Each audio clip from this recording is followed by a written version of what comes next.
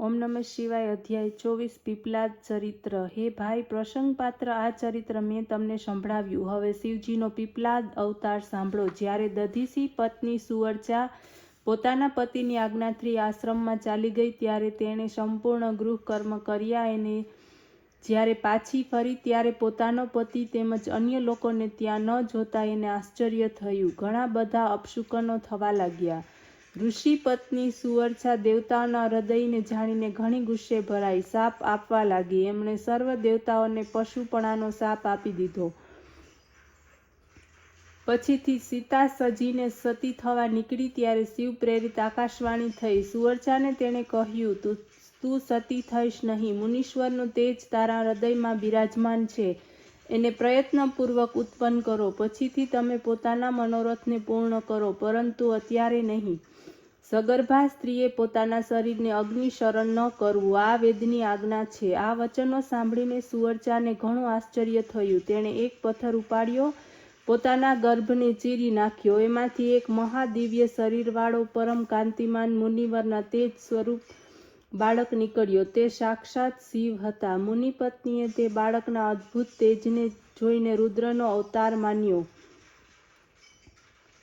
એની પ્રસન્નતાની સીમા ન રહી. એમને શીઘ્ર પ્રણામ કરીને તે બાળકના સ્વરૂપને પોતાના હૃદયમાં સ્થાપિત કરી લીધું. પછીથી પતિલોકની ઈચ્છુક સુવર્ચા હસતા હસતા પોતાના એ પુત્રને કહેવા લાગી, હે પુત્ર, તમે લાંબા સમય સુધી આ પીપળાના મૂળમાં નિવાસ કરીને સર્વને સુખ આપનારા થાઓ. હવે મને પતિલોકમાં જવાની પ્રેમપૂર્વક આજ્ઞા આપો.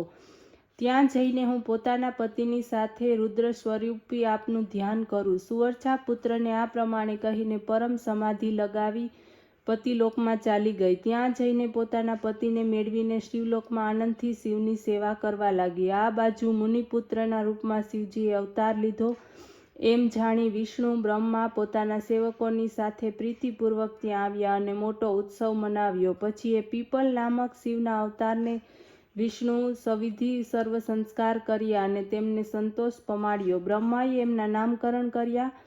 પીપલાદ નામ રાખવામાં આવ્યું. પછીથી ઇન્દ્ર વગેરે સર્વ દેવતાઓએ કહ્યું કે હે દેવેશ, પ્રસન્ન થાઓ. આ પ્રમાણે કહીને પરમોત્સવ કર્યો. બ્રહ્મા, વિષ્ણુ વગેરે સર્વ દેવતા તેમની આજ્ઞા લઈને પોતાના સ્થાને ચાલ્યા ગયા. પછી તો મહાપ્રભુ પીપલાદ લોકહિતાર્થે કેટલાય સમય સુધી એ અશ્વત્થ વૃક્ષના મૂળમાં તપ કરતા રહ્યા.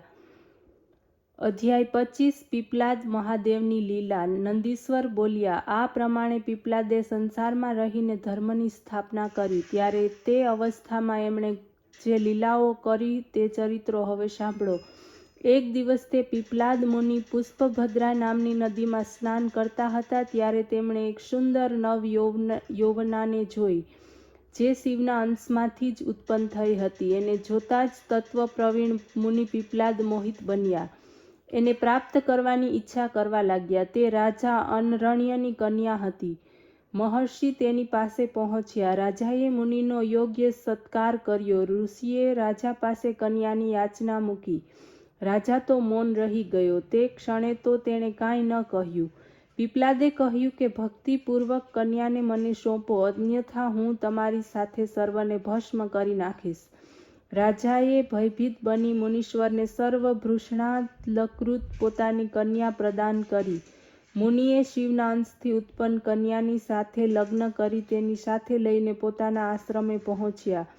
વૃદ્ધ તપસ્વી અત્યંત સૌમ્ય સ્ત્રીની સાથે આનંદથી રહેવા લાગ્યા. એનું નામ પદ્મા હતું. જે પ્રમાણે લક્ષ્મી વિષ્ણુની સેવામાં રત રહેતી, તેમજ પદ્મા પણ મન, વચન અને કર્મથી પતિની સેવા કરવા લાગી. યુવતીની સાથે રમણ કરતા વૃદ્ધ મુનિ પીપલાદ યુવાન થઈ ગયા. તેમણે પદ્મામાં પોતાના જેવા જ 10 પુત્રોને ઉત્પન્ન કર્યા. આ ઉપરાંત તેમણે અન્ય પણ લીલાઓ કરી. સંસારમાં કોઈનાથી પણ નિવારી ન શકાય તેવી શનિની પીડાનું નિવારણ કર્યું.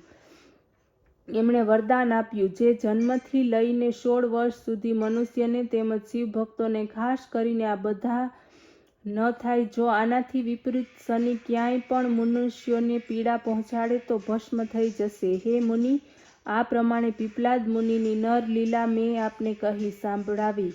જે સંપૂર્ણપણે કર્મફળદાયક છે. ગાંધી, કૌશિક અને પીપલા જે ત્રણેય મહામુનિ સ્મરણ માત્રથી જે શનિની પીડાનો નાશ કરે છે. જે મનુષ્ય પદ્મા સહિત મહર્ષિ પીપલાદના આ ચરિત્રને વાંચે છે કે સાંભળે છે એના સર્વ મનોરથો પૂર્ણ થાય છે. અધ્યાય 26 વિશ્વનાથ અવતાર. નંદીશ્વર બોલ્યા, હે મુનીશ્વર, હવે પરમાત્મા શિવના વિશ્વનાથ નામના પરમ આનંદદાયક અવતારને સાંભળો.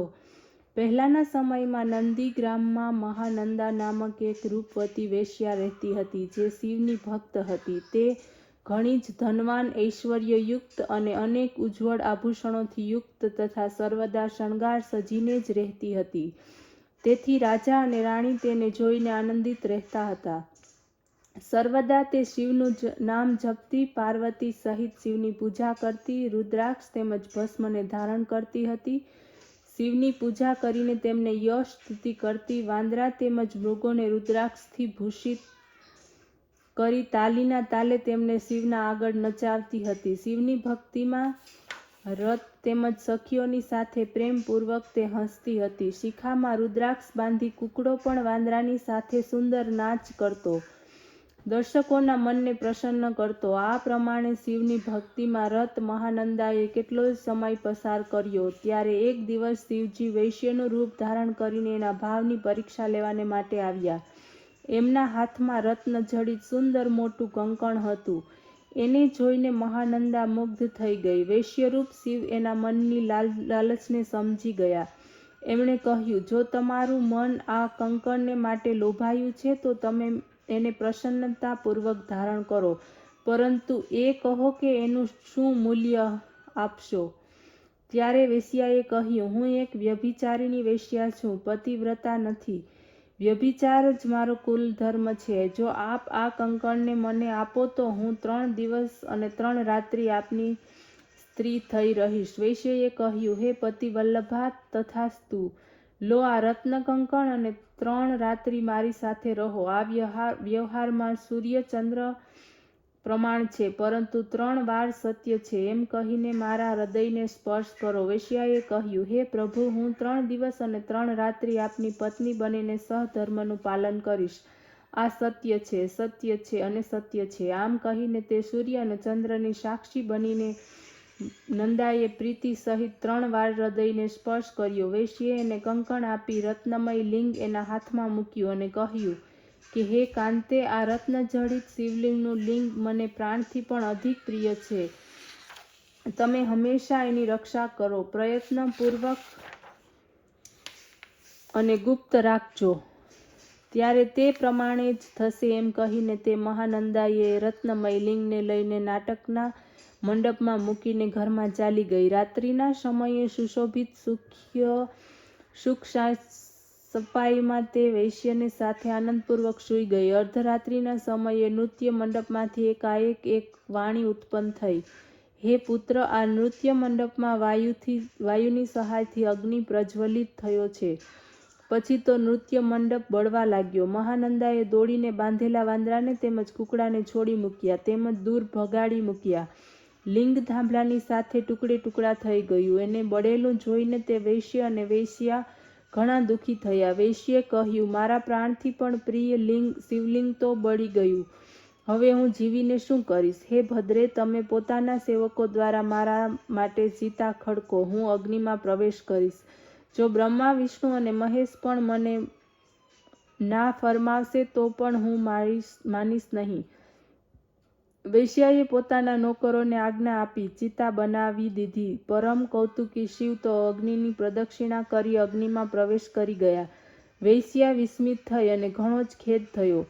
એમણે કહ્યું, હું 3 દિવસ એ વૈશ્યની પાસે રહેનાર હતી, પરંતુ મારી થોડી ઘણી અસાવધાનીની આ શિવવ્રતી વૈશ્ય માર્યો ગયો. તેથી હું પણ તેની સાથે અગ્નિમાં પ્રવેશ કરું.